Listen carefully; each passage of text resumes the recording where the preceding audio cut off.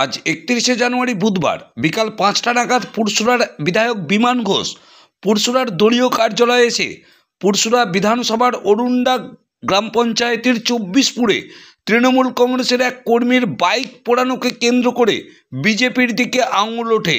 আর সেই প্রসঙ্গে আরামবাগ সাংগঠনিক জেলার বিজেপির সভাপতি তথা পুরসুরার বিধায়ক বিমান ঘোষ কি বললেন আমরা শুনব।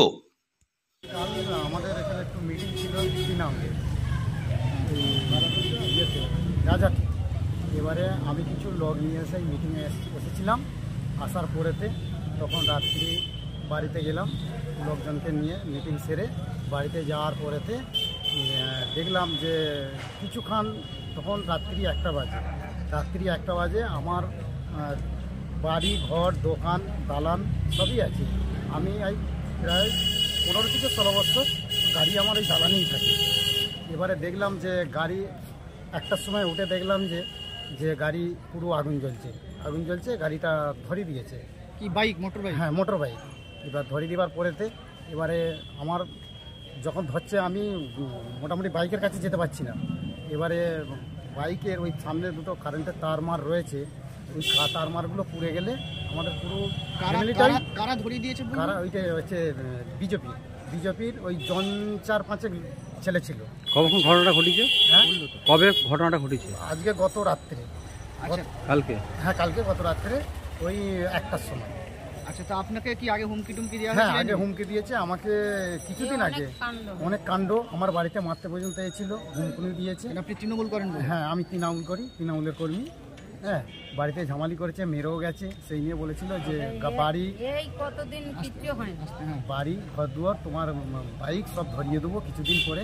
তাই সেটা কাল গত রাত্রে এই কাণ্ডটি করে। মিছিলে গেছিলেন বলেই কি আপনাকে? হ্যাঁ, মিছিলে আমি গিয়েছিলাম বলে আরও আকজ করে মোটামুটি গাড়িটা ধরিয়ে দিল। এবার কারেন্ট আমার বাড়িতে তো পুরো ঘরে গেলে মোটামুটি পুরো বাড়িটাই, ছেলে বউ পুরো ফ্যামিলিটা শেষ হয়ে গেছে। আপনি কি থানায় এসেছেন? হ্যাঁ, অভিযোগ করেছেন? হ্যাঁ, অভিযোগ করেছি।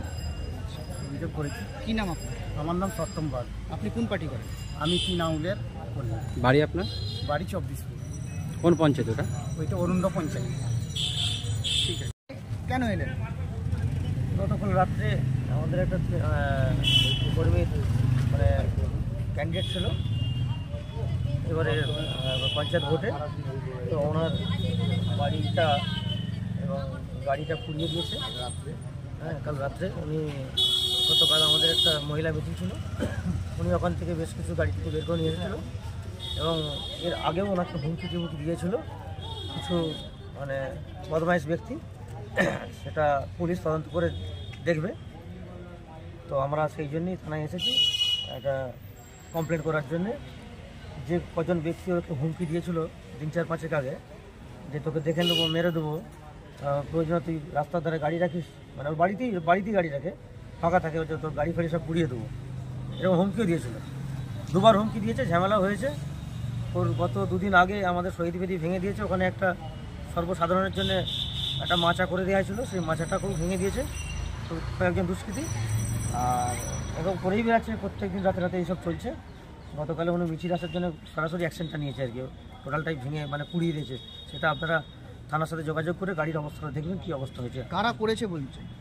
সেটা দেখতে পেয়েছে, উনি দেখেছেন কারা করেছে, সেটা আমি আর আপনাদের কাছে নাম বলবো না, প্রশাসন বুঝবে। আর তারা কি রাজনীতি করে? যারা বিজেপির লোক করেছে, কঠোর বিজেপির লোকের, তারাই রাজনীতি করছে। ঘটনাটা কোথায় কখন ঘটেছিল?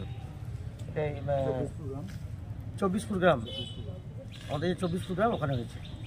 আচ্ছা, কি বলবেন এই ধরনের যে বারবার মিছিলে আসার জন্য হুমকি দেওয়া হচ্ছে, বলছেন মারধর ভাঙচুর চালানো হচ্ছে, কেন করছে বিজেপি এগুলো, কি বলবেন?